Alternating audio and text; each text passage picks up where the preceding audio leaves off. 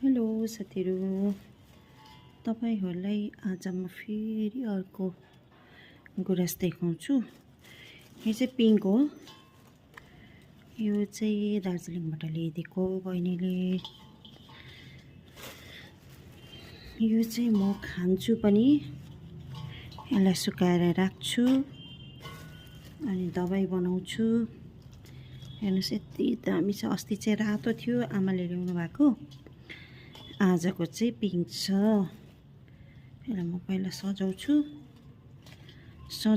यसलाई, अनि सुक्छ त्यसपछि फेरि म यसलाई राख्छु।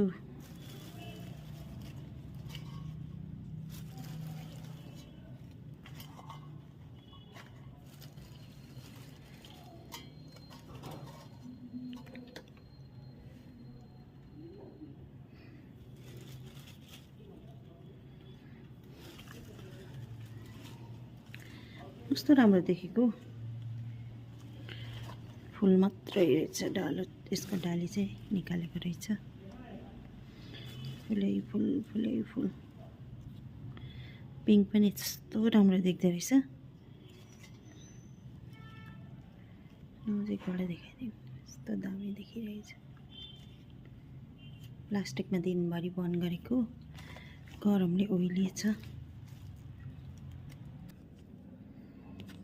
हेर्नुहोस् न कति राम्रो देखेको ट्रेमा सजाउँदा त।